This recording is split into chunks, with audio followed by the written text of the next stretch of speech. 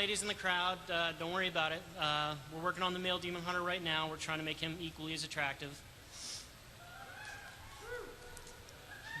Thanks, Kristen. So she hit the ranged archetype, obviously.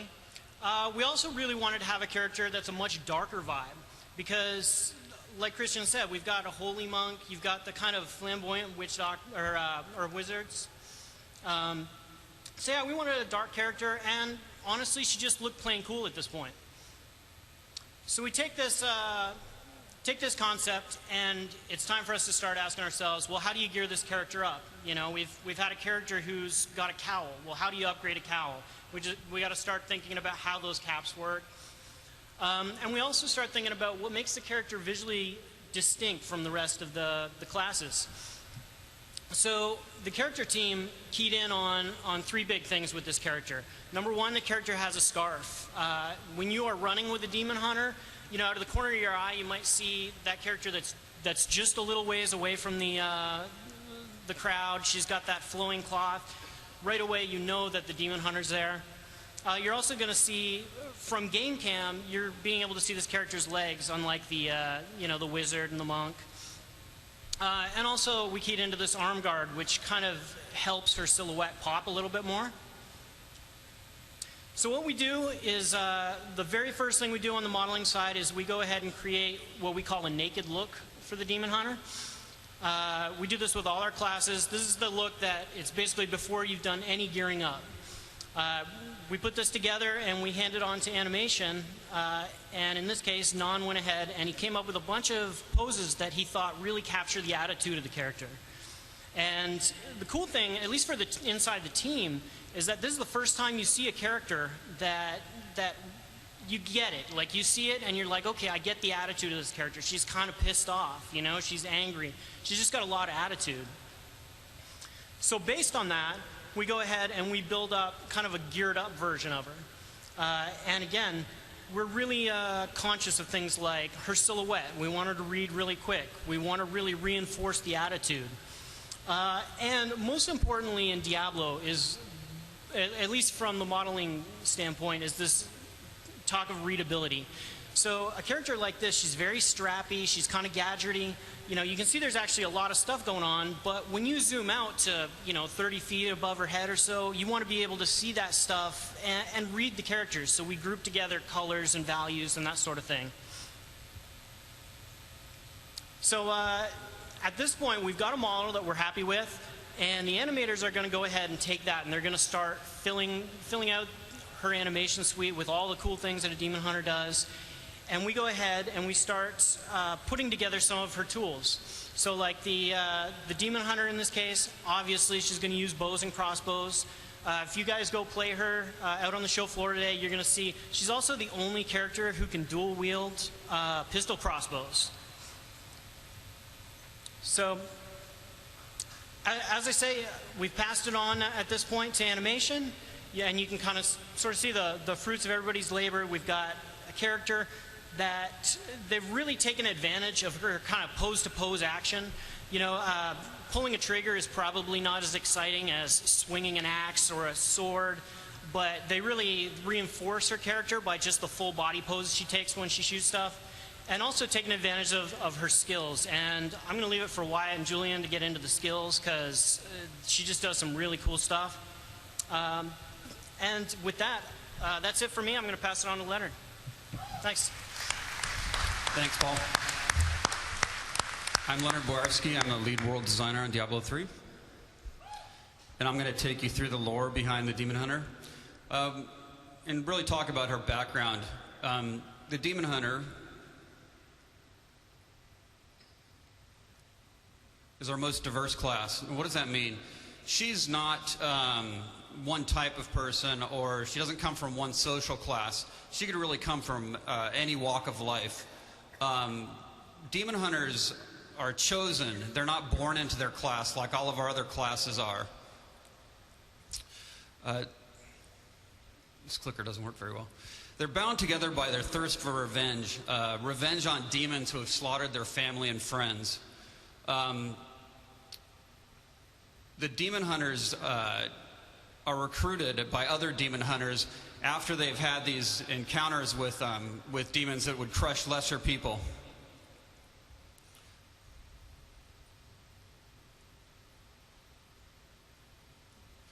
Like I said, they aren't born, they're made. Like I said, they're recruited. They don't have a homeland per se. They're nomadic. They're always chasing down demons. They really want to crush demons. That's their reason for living. They do have a base up in the borderlands up north where they train new recruits, though. If you take the best aspects of a ranger and a bounty hunter class and combine it with an epic class and combine it with an epic revenge quest, you end up with a really excellent, challenging class to play. And on top of that, they dual-wield crossbows. I mean, what more do you need than that?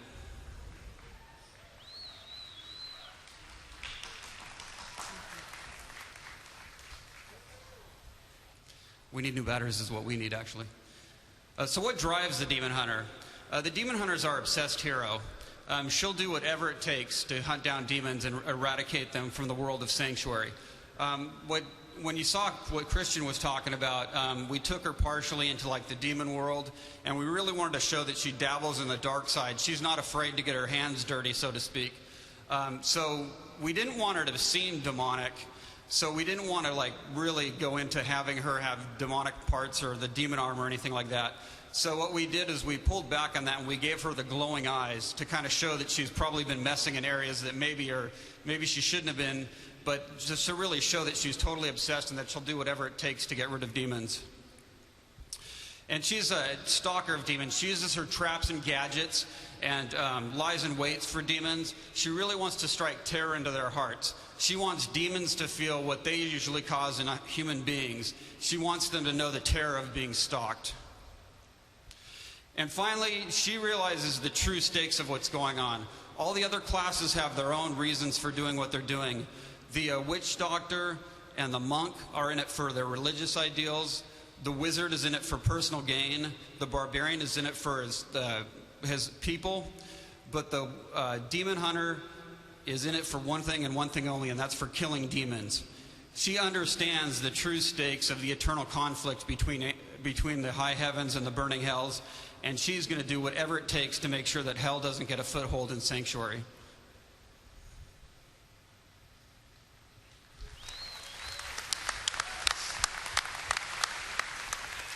Hi everyone, my name is Wyatt Chang and I work as a technical game designer.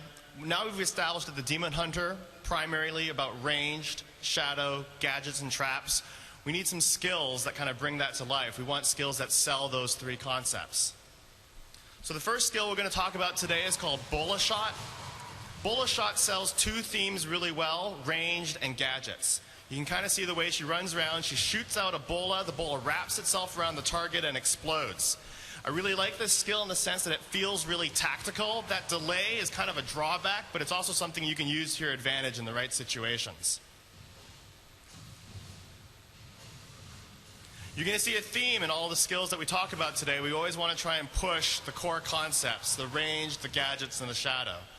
The next skill we're going to talk about today is Vault. Vault's a movement skill. Obviously, the Barbarian has leap attack, and the wizard has teleport, and we wanted to make sure that all of our classes have a way to get around the battlefield. In this case, we wanted to sell the shadow theme. Initially, we kind of talked about things like shadow vault and stuff like that, because we said, oh, well, we have to have a shadow theme. But at this time, we were like, you know what, let's just call it Vault and let the art speak for itself. You know, there's no need to have to weave these concepts into every single skill. So we have the artistic representation has some acrobatics to it, has some shadow themes to it. It's basically a way to take a solid mechanic, wrap it up with the aesthetic that we're trying to sell, and deliver something that we think will be fun for the players. The next skill is Spike Trap. As we talked about, one of her themes is also going to be traps and gadgets. This is not unlike some of the assassin gameplay that you might have seen in Diablo 2. In this case, we want to sell, again, the shadow theme and the gadgets theme. You know, we just take an ordinary trap spell, weave in some shadow themes, and the art kind of brings out the flavor. It differentiates her from the other characters. Another thing I really like about Spike Trap is it has that sense of preparation, you know, because we want players to know the Demon Hunter is somebody who goes to sleep at night and dreams about killing demons. She wakes up in the middle of the night and says, oh, you know, I have this great idea for a trap that'll be awesome for killing demons. And she bakes it and she goes back to sleep and she wakes up and she, you know, kills a lot of demons. That's her thing. Also selling the idea of ranged attacks is grenades. I love this skill also in our game because it's showing off that we have a 3D engine, and so you can actually bounce the grenades off of the walls, off of the floors. I think it'll be an awesome way for players to try to come up with some creative uses for the grenades, throwing them around corners. It actually bounces around, and it shows, again, it sells the Demon Hunter's themes, ranged attacks, gadgetry, preparation, planning. This is premeditated demon killing going on. And finally, I want to show you guys multi-shot.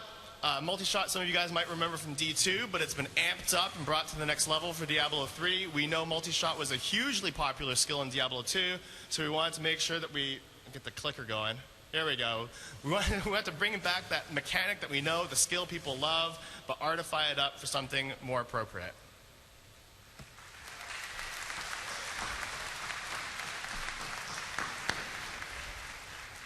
Hey everyone, my name is Kevin. I'm going to be your content designer today.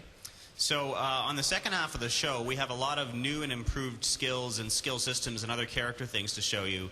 On the new side, we're going to show you a complete overhaul of the skill system itself, a launch of new class skills for each of the classes, a new trait system, and the introduction of the ever-elusive talisman.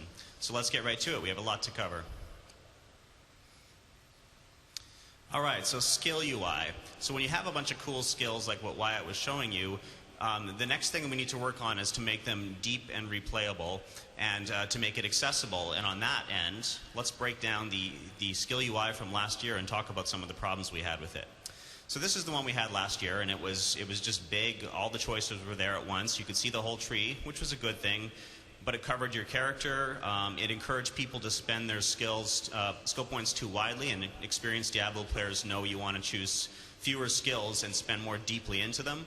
It had these 3 different class lines, which were a little bit arbitrary, and we learned that a little bit later. So we took this and we said, okay, how can we make this all more accessible without losing any of the depth?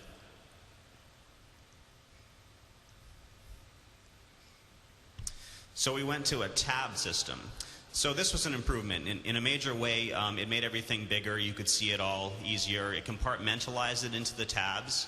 But with all these skill lines, honestly, fitting them all in there to be equal across the tabs, some of the skills were a little bit arbitrary. You still couldn't see all your options at once. You had to skip back and forth between the tabs. And people often, when they're leveling up, actually forgot to check on the other tabs and ended up spending more points in whichever tab they first chose to spend points in.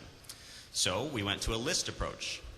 So this we were getting a little bit closer on. On the left-hand side, we had all 7 of your skills in one place. So this was a major improvement for us. You could see your entire sort of character build all in one place. And on the right, when you were choosing new skills, it was getting better. You could see everything bigger. You could see what you could choose next, and you could start thinking ahead by scrolling down the list.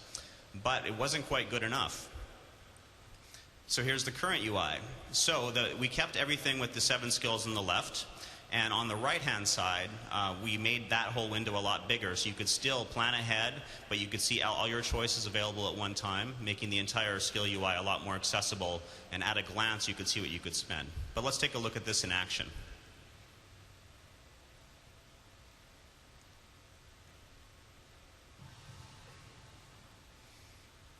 All right, so this became very straightforward, and again, this sort of UI idea that at a glance you know what to do. You look on your left and you can choose a new skill or spend points in your old skills. So this was good. Let's spend some points and get a new skill.